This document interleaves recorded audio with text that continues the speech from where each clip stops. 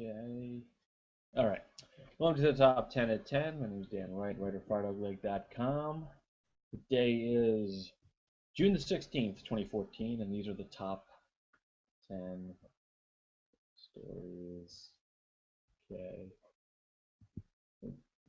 Story number 10, that's from the New York Times. As massacre claim shakes Iraq, militants seize new city, wielding the threat of sectarian slaughter. Sunni Islamist militants claimed on Sunday that they had massacred hundreds of captive Shiite members of Iraq's security forces, posting grisly pictures of a mass execution in Tikrit as evidence and warning of more killing to come.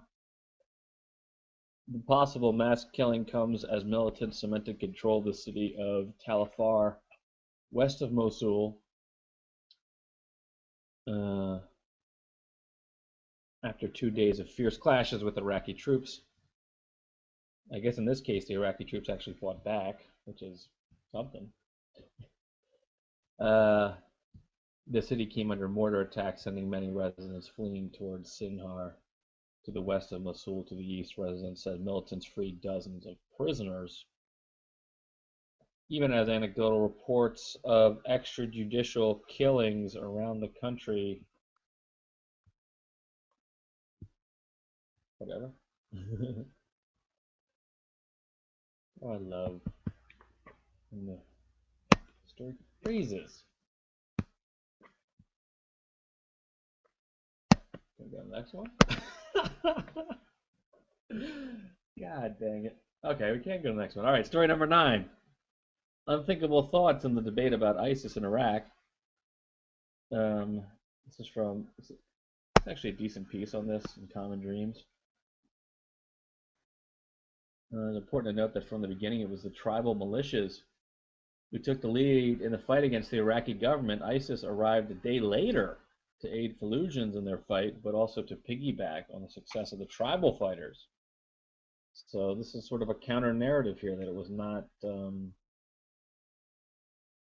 ISS alone, but tribal fighters, local conflicts, which is what makes sense. I mean, that a small, relatively small outside group would just run through the entire country like this. The country the size of California, roughly, is no way. They had a lot of help from locals who were upset about probably being excluded in the Sunni case from the Maliki Shiite government. A command structure was set up in Fallujah. Okay, we're on to the next one. Oh, good times. Someone's got a script on their page and is ruining everything. Good times. So I guess we'll go to story number 8. When even Lloyd Blankfein says you need to do something about income inequality. This is from Political Animal at Washington Monthly. When you list the names of wealthy allies in the cause of reducing income inequality, Warren Buffett and George Soros tend to come to mind. Not high on the list would be Goldman Sachs CEO Lloyd Blankfein. Indeed, Blankfein is usually cast as one of the primary villains in the story. But lo and behold, Mr. Blankfein is starting to question the economic wisdom of allowing so much wealth to accumulate in so few hands. We can do this. Lloyd Blankfein, CEO of investment bank Goldman Sachs, called inequality very destabilizing during an appearance on CBS this morning on Thursday, arguing that the growing division between the top and the bottom was worrying. The smarter denizens of the plutonymy know that it's unwise to court civil unrest. Many on the right seem to believe that economic insecurity will lead people to simply work harder. Cynical operatives on the right work to ensure that any anger is directed toward the others in society. I'm just going to kill that story. That was me. Story number 7. Oh my God, this is going to be brutal. Disciplined Democrats. This is from Paul Krugman over at the New York Times. Matt Iglesias pushed back against claims by Ross Douthat, among others, that the Democratic Party is a fragile coalition. As Iglesias says, Democrats are remarkably unified on policy. Oh, this is a joke. It's from his ridiculous worldview. I guess that's true. But nobody can really disagree on anything. This policy unity has been helped by the fact that Obama has had a moderate degree of success in achieving his goals. I think we'll leave it there. Story number 6. You'll never guess what Hillary Clinton's favorite book is. It's the Bible. Some people like Hillary Clinton, other people dislike Hillary Clinton. However you feel about Hillary Clinton, it is difficult to deny that she is one of the most cold and calculating political figures in all the land. Hillary Clinton, Yale law graduate, high-powered attorney, 8-year White House resident, senator from New York, Secretary of State, a woman who has received the very best education, politics at the very highest levels, and seen more of the world than most of us ever will. The very model of worldly sophistication. So, Mrs. Clinton, what book led you down this path of steely-eyed realism? At risk of appearing predictable, the Bible was and remains the biggest influence on my thinking. Bullshit! Sure. How do you feel about the bald eagle? Speaking of it, story number 5. Pointer, Hillary Clinton criticizes Terry Gross for being persistent. You know, I really have to say, I think you're being persistent. Hillary Clinton said to Terry Gross on Fresh Air Thursday, the NPR show host was trying to pin Clinton down on her changing position on gay marriage, something that Clinton apparently did enjoy. I think you were trying to say that I used to be opposed and now I'm in favor, and I did it for political reasons, she told Gross. Yeah, no shit. No, that's exactly, I think you're trying to say that I may have been political with this decision. Yeah, that's the point. Yeah, that's exactly the question. I'm glad you were able to ascertain that. The exchange was taped by American Rising, a Republican research group that spent the majority of its time focusing on Clinton. Okay, Gross' tenacity during this exchange is remarkable in American political journalism.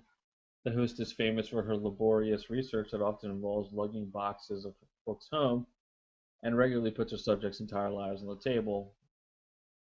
Yeah, she changed her position when the politics changed because she's an opportunist. FYI, if that wasn't clear. Story number 4, key midterm election indicators at or near historical lows. The election environment for congressional incumbents in 2014 will be challenging, with several key public opinion indicators as negative or nearly as negative as they've been in recent midterm years. Congressional job approval is at 16%. It was highest, I guess, in 1986 at 42. But 16 seems to be a record low. In years when congressional job approval is low, there tends to be a greater turnover in House membership. Yeah, we'll see. But not my incumbent. Congress is awful for that matter. Story number 3 from the Los Angeles Times, $40 billion missile defense system proves unreliable. After a decade and $40 billion, U.S. missile defense system can't be relied on, even in scripted tests. With a convulsive rumble, followed by billowing flames and exhaust, a sleek 60-foot rocket emerged from its silo at California's Vandenberg Air Force Base. It was a test of the backbone of the nation's missile defense system. If North Korea or Iran ever launched nuclear weapons against the United States, the interceptors at Vandenberg and remote Fort Greely, Alaska, would be called on to destroy the incoming warheads. Scientists conducting the test at Vandenberg on Sunday had left little to chance. They knew exactly when the target missile would be launched from a atoll in the Marshall Islands, 3,900 miles away. They knew its precise dimensions, expected trajectory and speed. Based on the other data, they had estimated the route to the interceptor's heat-seeking kill vehicle would be allowed to destroy the target. Within minutes, the interceptor's 3 boosters had burned out and fallen away, and the kill vehicle was hurled through space at 4 miles per second. It was supposed to crash into the mock enemy warhead and obliterate it. It missed. At a cost of about $200 million, the mission had failed. Oh my God. What a incredible waste of money. Plus, it actually encourages people to get even more bellicose if you can think that's possible in U.S. foreign policy. Story number 2 from Chelsea Manning, the fog machine of war.